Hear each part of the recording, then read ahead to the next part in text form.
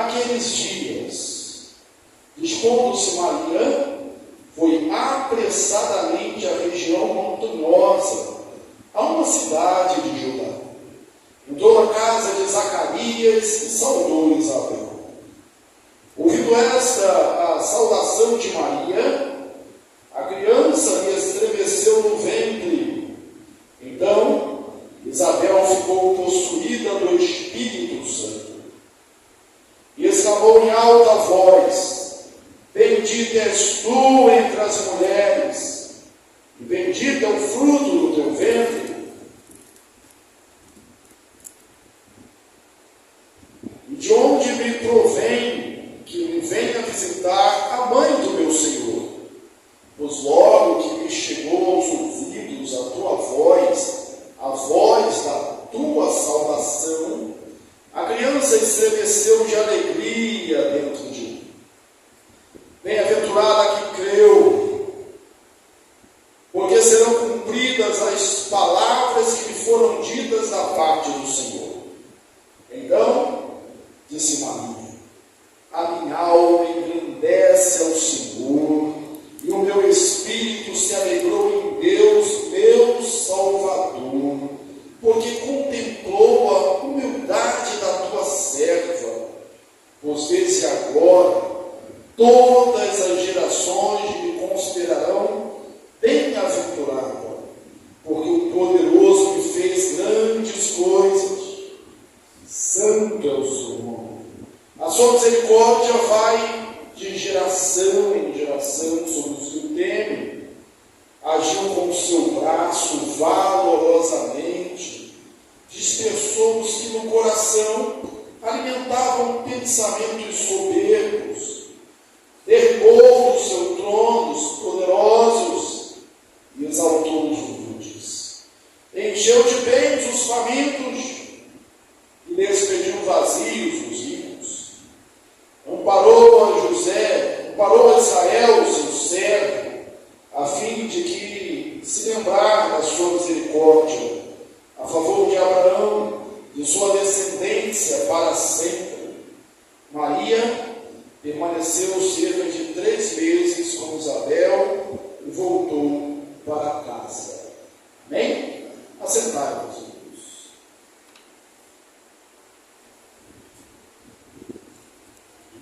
Uma mulher idosa, que nunca tinha tido filhos antes, estéril, estava grávida. Isso já fazia 6 meses. A gravidez já era notória. Quem acreditaria? Ou, colocando numa linguagem mais atual, quem diria? Quem diria? Uma mulher idosa, estéril, agora grávida. Do outro lado, uma jovem, adolescente, virgem, sem contato com homem algum, grávida. Quem diria? Ou quem acreditaria?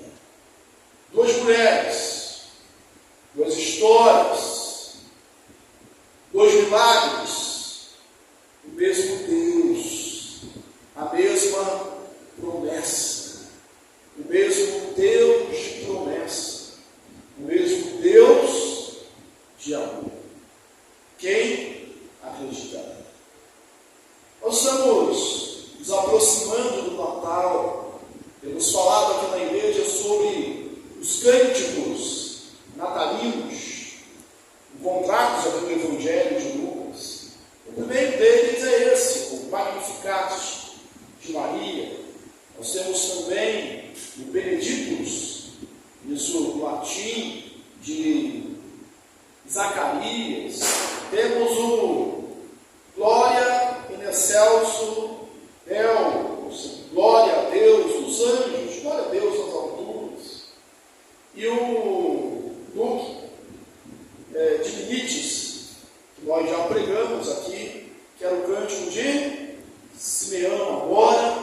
nos pede paz do teu servo. Hoje vamos falar desse cântico de Maria. Antes, porém, de entrarmos nele, nós vamos ver o contexto. Maria recebe uma visita do anjo, que diz que ela está grávida, que ela conceberia o Filho de Deus, que o nome dele seria Jesus, porque ele salvaria o seu povo dos pecados dele. Maria pergunta com naturalidade: como vai suceder isso que eu sou virgem, não tenho contato com homem algum? O anjo responde: descerá sobre ti o Espírito Santo, a sombra do Altíssimo te envolverá, por isso o ente que há de nascer de ti será santo, é o Senhor Jesus. E a palavra de Maria é: cumpra-se em mim a tua palavra, eis aqui a tua serva, cumpra-se em mim a tua palavra. Nós podemos destacar que a palavra de Maria é uma palavra de fé, é uma palavra daquela que acredita, como se ela dissesse: eu não sei como vai ser isso, eu não entendo como vai ser isso. Maria não era uma ingênua, uma adolescente sim, mas ingênua não, bobinha não. Ela sabia que para ficar grávida tinha que ter relação sexual, e o anjo está dizendo: não vai ser assim, vai ser pelo Espírito Santo. E ela não entende, mas ela crê e diz: cumpra-se em mim a palavra do Senhor, eis a tua oração.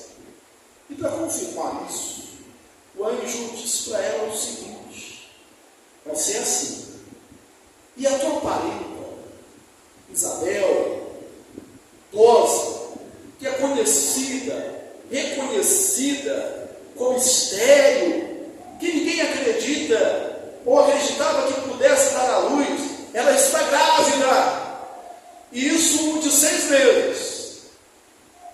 Eu fico pensando no contexto atual, eu não sei se é bem uma regra, mas já se fez tanto isso que eu acho que se tornou uma regra. Algumas mulheres hoje só falam que estão grávidas depois de 3 meses, porque diz que esses primeiros meses são os períodos mais críticos para se perder o bebê. Então, especialmente caso já tiveram aquele aborto espontâneo, natural, normalmente por medo, por precaução, para depois não sofrer nenhuma pressão, só conta depois de 3 meses. Não sei se naquele tempo tinha isso, mas o anjo diz: olha, já tem 6 meses, já está estabelecido, já justificado, a barriga já está aparecendo, já está grande, e Maria entende o recado. E de imediato, ela faz uma viagem. Ela está sob uma pressão, ela está grávida, ninguém sabe. Talvez ela pensasse que nem José soubesse. Não tinha aparecido barriga, ninguém sabia. Ela tinha acabado de conceber, segundo a palavra do Senhor. E ela empreende uma viagem de alguns quilômetros, uma viagem longa, uma região montanhosa, onde morava a sua prima Isabel.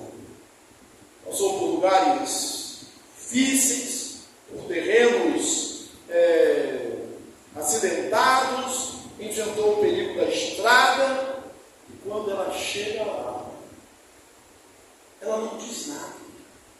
Ou melhor, ela não diz nada sobre a sua gravidez. Ela apenas saúda a sua prima, a sua parenta. Se fosse hoje, seria um bom dia. Na nossa linguagem evangélica, graça, paz, a paz do Senhor. Como a adolescente judia possivelmente tenha dito Shalom.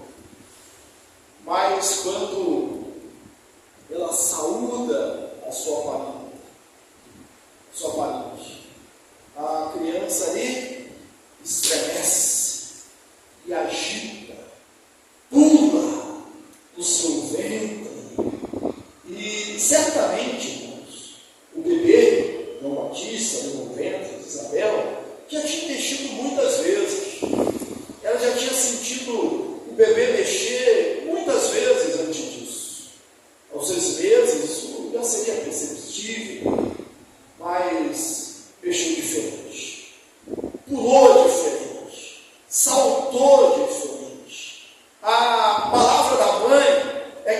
saltou de alegria. Cheio do Espírito Santo no ventre materno. Aliás, a profecia sobre João Batista diz que ele seria cheio do Espírito Santo desde o ventre materno. Ela se enche do Espírito Santo.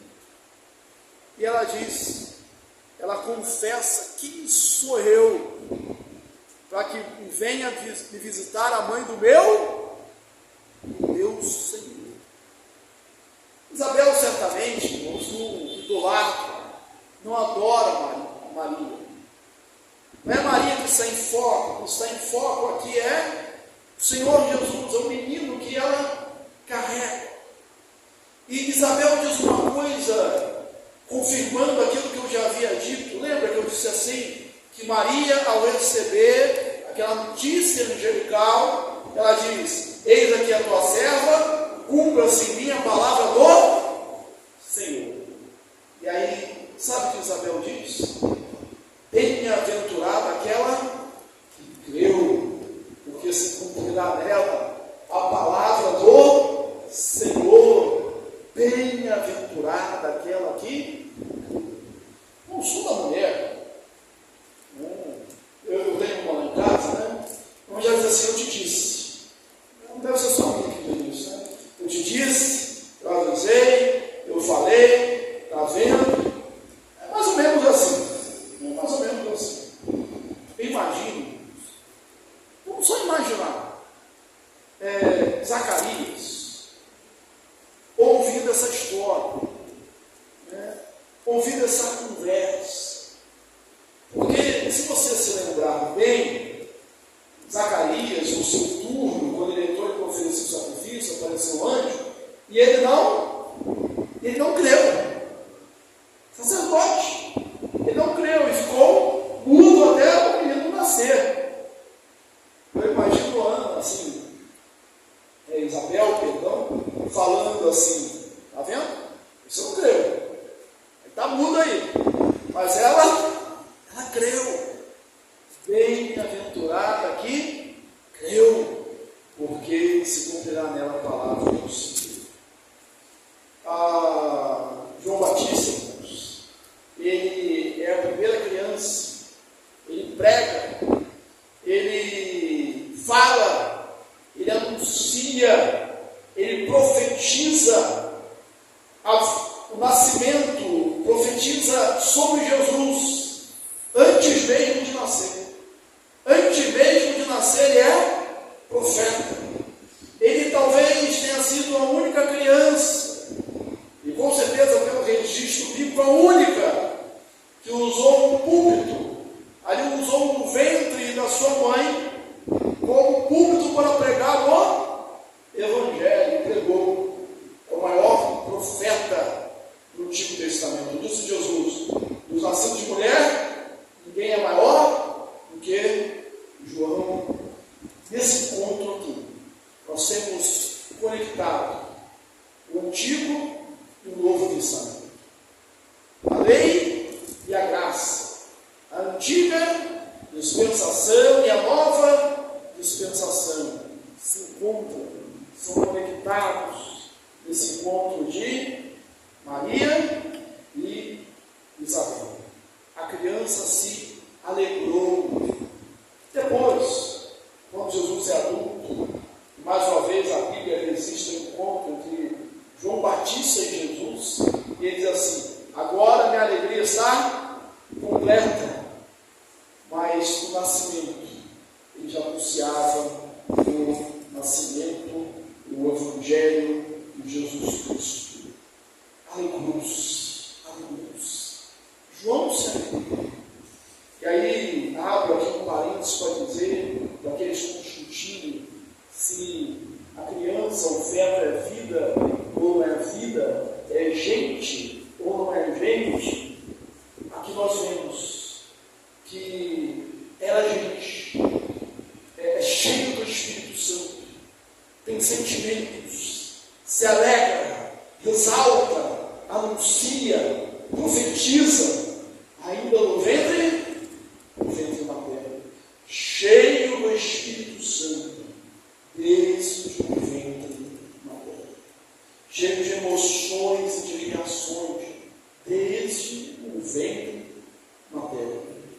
essa alegria que João Batista sente no útero da sua mãe, essa alegria, porque diz o texto que Isabel também ficou possuída pelo Espírito Santo, retrata e simboliza hoje a alegria genuína, verdadeira, transbordante de todo aquele que encontra o Senhor Jesus. Todo aquele que se encontra com Jesus tem esse estremecer, esta alegria radiante, exultante, contagiante, como se tomado fosse pelo Espírito Santo. Aquela alegria de João e aquela alegria de Isabel retrata também a nossa alegria hoje. Eu digo para você, isso é Natal. Ele se alegra com o cumprimento da promessa de Deus na nossa vida. Isso é Natal. Você tem experimentado essa alegria? Você tem saltado de alegria, como João saltou dentro do ventre materno? Você tem sido tomado de alegria, como Isabel foi tomada de alegria por encontrar-se com Jesus? E olha que a nossa alegria hoje deve exceder aquela alegria que eles tiveram, porque eles estão tendo ali contato com Jesus encarnado, com Jesus que vai nascer, com Jesus que está no ventre da sua mãe, com o cumprimento pela fé ali na promessa de Deus. Mas nós estamos no estágio mais avançado. Nós nos encontramos com Jesus bebê, nós nos encontramos com Jesus que já veio, que já cumpriu o seu ministério, que fez milagres, que fez prodígios, que ressuscitou mortos, que morreu pelos nossos pecados na cruz do Calvário e que ressuscitou vencendo a morte, que foi assunto aos céus e que prometeu que viria buscar a sua igreja, que viria nos buscar. Então, a nossa alegria, a nossa exultação tem que ser não igual, mas maior do que a de João. Nosso estremecer, não no ventre, mas aqui na igreja, tem que ser mais forte do que João no ventre materno. A nossa alegria tem que ser maior do que a de Isabel. Como Isabel foi a primeira a confessar Jesus como Senhor, você precisa hoje ser aquele que também confessa Jesus como Senhor. Não há Natal sem isso. Quem sou eu? Quem sou eu para vir visitar a mãe do meu Senhor? Mãe do meu Senhor. E aí nós entramos agora, propriamente dito, no Magnificat. Magnificat, esses cânticos começam, essa palavra que não tinha, é a primeira palavra com que começa a canção.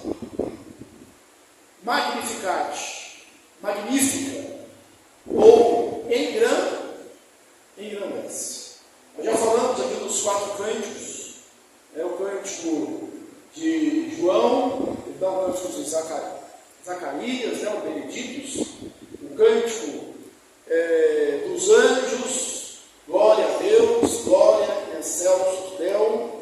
Falamos já do Nunc Dimittis, que é o cântico de Simeão, agora pode despedir de Padre São José, e agora nós temos Magnificat.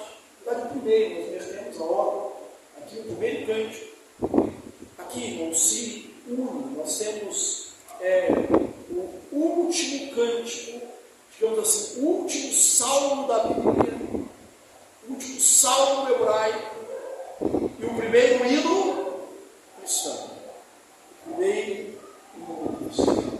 Alguns estudiosos, eles argumentam, afirmam, defendem que um adolescente como Maria não teria capacidade, capacitação para compor uma obra literária tão magnífica como o Magnificat. Mas esses teólogos que pensam assim, eles se esquecem da doutrina bíblica, da inspiração que nós temos. Maria foi tomada pelo Espírito Santo. Eu não sei se ela compôs esse cântico. Lembra que ela fez uma viagem de onde ela estava até a casa de Isabel, sua parenta? Ela passou por muitos lugares. Talvez nessa viagem, enquanto caminhava, ela meditasse, foi compondo esse cântico. Pode ser também que ele tenha sido uma reação espontânea, explosiva, momentânea, da palavra de Isabel, bem-aventurada que creu, a mãe do meu Senhor, bem-aventurada que creu, porque nela vai ser cumprida as promessas de Deus. Ela compõe esse cântico. Mas aos olhos humanos também isso não seria difícil, porque Maria, ela é uma jovem judia, que cantava os salmos durante o dia, que ouvia a leitura da Bíblia na sinagoga, que ouviu da sua mãe, do seu pai, essas palavras, como nós aqui na igreja frisamos, e se você não faz, passe a fazer, porque haverá um grande enriquecimento da sua fé e da sua espiritualidade, o culto doméstico. A palavra de Deus estava entranhada em Maria. Você pergunta como ela compôs esse cântico. Eu respondo: Maria conhecia a sua Bíblia, Maria conhecia a palavra de Deus, e quando o milagre de Deus aconteceu na vida dela, ela lembra das promessas. A linguagem dela é uma linguagem bíblica. Antes de Maria, e a gente vai ver muitos textos aqui, parece que já li isso na Bíblia, já vi isso. Antes de Maria, a gente lembra de Ana, que também era estéril, era ali importunada, afrontada por Penina, e quando ela concebeu, o texto diz lá em 1 Samuel 2, versículo 1 a 7, 8, ela diz assim: o meu coração se regozijou no Senhor, a minha força está exaltada no Senhor. Alguma semelhança? O meu coração se regozijou no Senhor, a minha força está exaltada no Senhor. O Senhor empobrece e o Senhor enriquece, o Senhor abaixa e o Senhor exalta, levanta do pó e desde o monturo exalta os necessitados. Porém, nos faz assentar, para fazer assentar entre os príncipes, para fazer herdar o trono de glória. Olha quantas semelhanças. No Salmo, no Magnificat de Maria, a gente vê um resumo das Escrituras. E ela diz: a minha alma exalta o Senhor, meu coração se alegra em Deus, meu Salvador. A minha alma engrandece o Senhor, o meu espírito se alegra em Deus, meu Salvador. Louva a Deus. Interessante também, irmãos, pensando nas nossas conversas. Pensa numa mulher grávida, pensa em Isabel. Ela recebeu uma visita. Do que essa mulher grávida vai falar? Do seu bebê, né? Vai falar milagre da sua vida. Talvez durante 6 meses ela só tenha falado disso. Né? Milagre da sua vida. Zacarias muda. Não podia falar nada, só ouvindo, né? E ela falou do milagre. E ela falou de como o bebê mexia. E ela falou dos planos delas para o seu filho. E ela se alegrando, natural. Mas quando Maria chega, ela não fala do bebê, ela fala do plano de Deus, ela fala da salvação, a mãe do meu Senhor. E Maria, quando canta, quando dá glórias a Deus, a gente normalmente dá por causa dos feitos de Deus a nossa vida. Mas no cântico de Maria, você não vê ela falar o meu bebê, o meu filho, a promessa de Deus na minha vida. Não, e por que você não vê isso?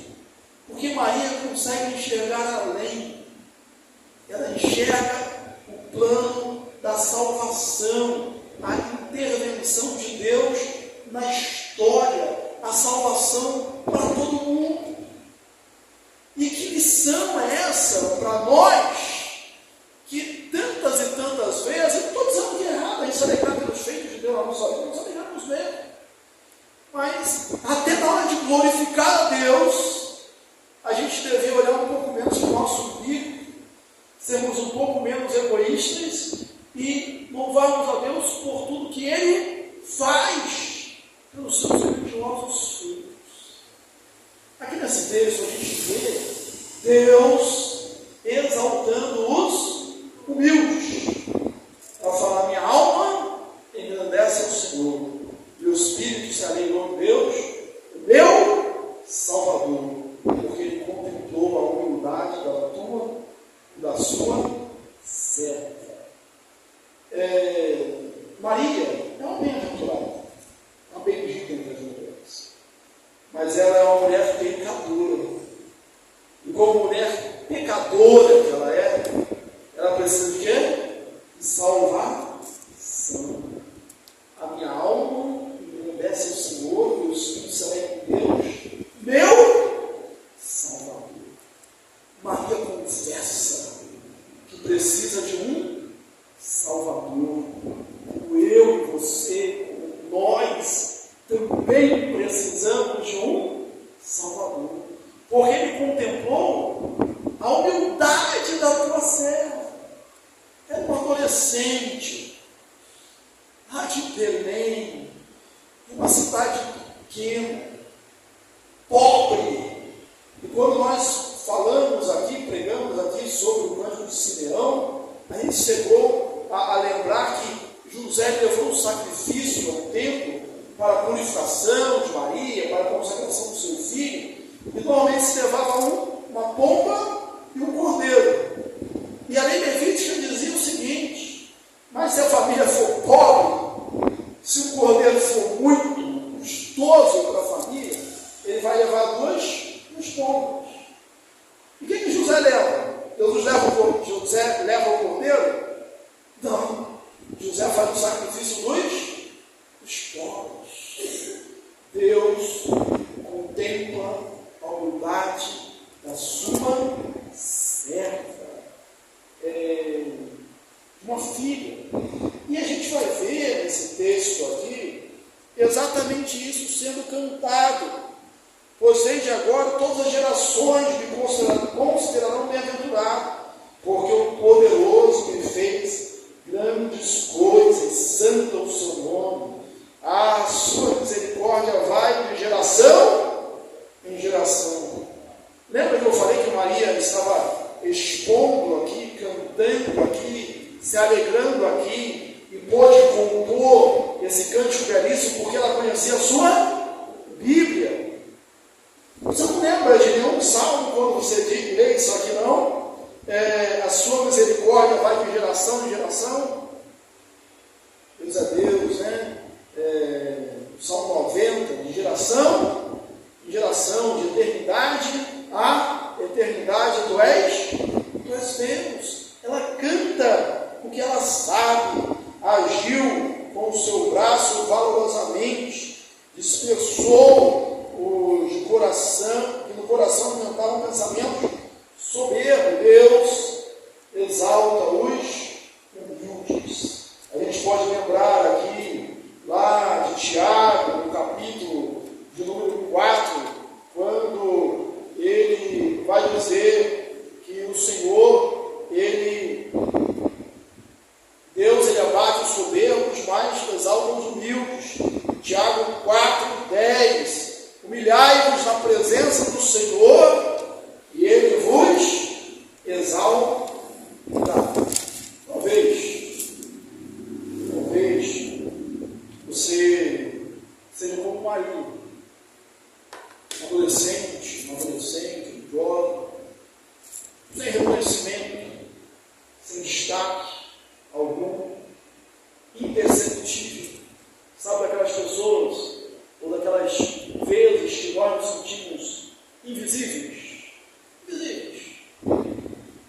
Se preocupe. Não se preocupe com isso. Se preocupe em estar no centro da vontade de Deus.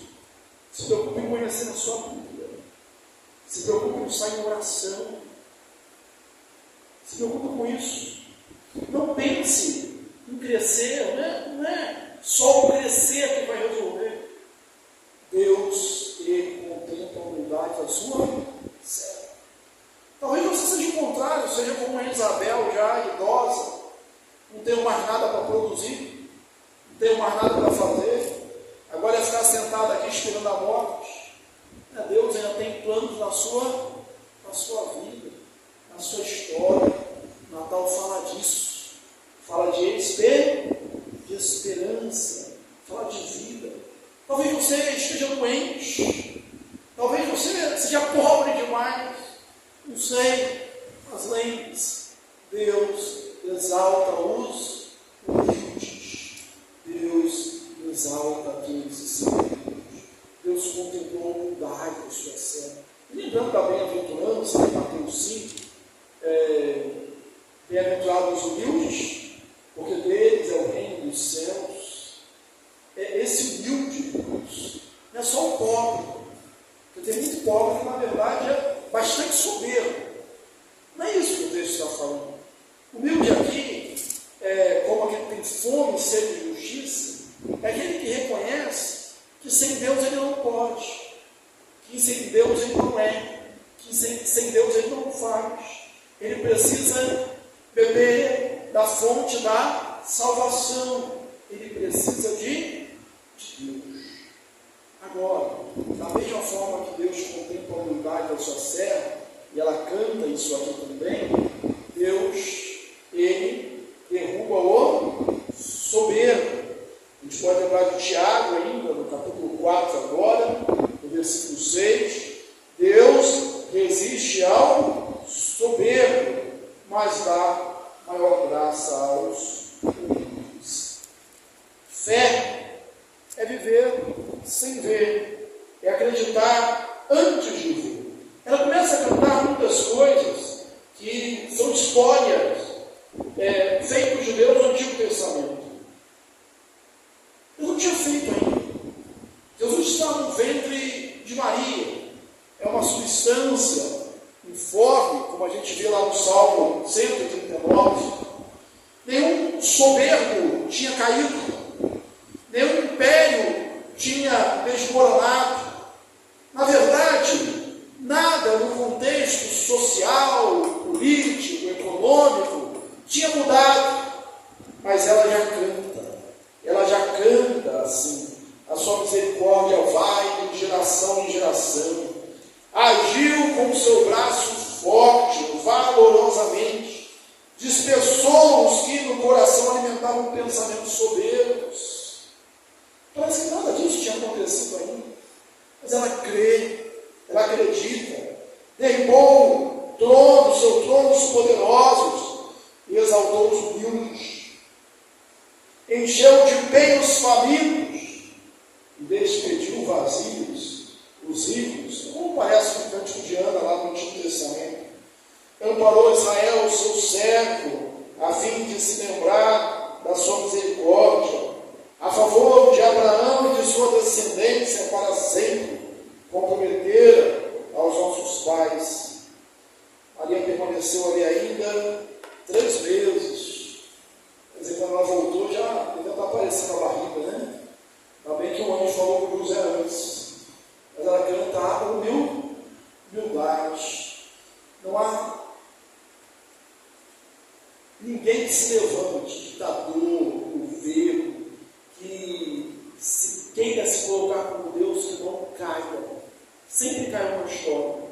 Vai continuar caindo. Deus, ele derruba os soberbos. Na verdade, Jesus vem, irmãos, para inverter as coisas, para colocar a lógica humana de cabeça para baixo. Lembra lá da morte do rico do Lázaro? Diz assim, Lázaro, o pobre, o rico morreu e foi para o inferno. O Lázaro morreu e foi para o seio de Abraão. Em Cristo, a gente vê um publicano, um pecador, uma escória para Israel, ser justificado na sua oração, porque batia no peito, tem misericórdia de mim que sou pecador, e a gente vê um símbolo da religiosidade, da santidade, de ser separado, sair sem essa justificação, sem ser ouvido. Jesus diz que ele orava de si para si mesmo, que era o fariseu. Ele coloca, ele inverte toda a lógica do mundo. O doutor Martin Lloyd Jones, ele escreve, ele comenta um texto interessante, e eu vou ler. nesse sentido. Ele diz assim: quando o Rei dos Reis e Senhor dos Senhores veio a este mundo, chegou numa estrebaria. Se você não percebe aí um certo senso de humor divino, penso que não tem o direito de acreditar ser cristão. Graças a Deus, esse é o Evangelho. Essa é a salvação. Deus vira todas as coisas de cabeça para baixo, invertendo tudo que sempre pensamos, aquilo de que nos orgulhamos. Os poderosos, Ele os arrancará de suas posições. Foi o que Ele fez e ainda está fazendo. Ouse qualquer homem erguer-se afirmando que governará e será um Deus de todo mundo. Não há por que temer, ele será derrubado. Cada um dos ditadores caiu, também eles caem. Finalmente, o diabo e tudo que lhe pertence descerão ao lago de fogo e serão para sempre destruídos. O Filho de Deus é o mundo para isso. Ele inverte todas as coisas.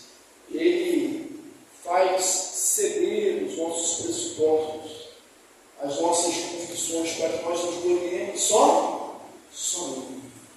A minha alma engrandece ao Senhor, e o meu espírito se alegra em Deus, meu Salvador. Maria cantou. O Evangelho é música, o Evangelho é canção, por isso nós cantamos tanto. E Maria cantou a sua experiência com o conhecimento da sua Bíblia. Eu te convido hoje a cantar, a compor o seu próprio Magnificat, a cantar a sua história, como Deus interviu na sua história, como Deus interveio na sua história, como Deus agiu na sua vida, como Deus contemplou a sua humildade, como Deus te ergueu de um tremendal de lama e te colocou sobre uma rocha que é mais alta do que você. Eu te convido a cantar a sua história, de como Jesus entrou na sua vida, e cada um de nós temos a nossa própria experiência, e colocou o seu mundo de cabeça para baixo, inverteu os seus valores, e fez de você uma nova criatura, a cantar do Jesus que nasceu, que se esvaziou, que veio a esse mundo, né? O Rei dos Reis, como disse aqui o doutor Martin Lloyd Jones, que vem e entra no mundo como um bebê pobre, nascendo numa manjedoura. Mas que você louve a Deus também por processo que você está bem mais adiantado do que Maria, do que Isabel, do que Zacarias, do que aqueles que viveram antes de nós. Porque Jesus teve seu ministério, já morreu pelos nossos pecados, o castigo que nos traz a paz estava sobre ele. Se o Antigo e o Novo Testamento se conectam ali em Maria e Isabel, nós podemos dizer também que hoje na nossa vida, o Natal e a Páscoa se conectam, porque não é só o nascimento de Jesus. O nascimento de Jesus não salva ninguém, é o cumprimento da promessa, é o início. Todos nós somos salvos pela morte e pela ressurreição de Jesus. Cante o seu próprio Magnificat, se alegre, pule de alegria, se estremeça, exalte, como João Batista. Lembrei-me daqueles caminhantes ali no caminho de Emaús, que quando Jesus conversa com eles, não conhecem, mas quando Jesus vai embora, assim, olha, não nos ardia no peito, no coração, enquanto ele falava da palavra de Deus, deixar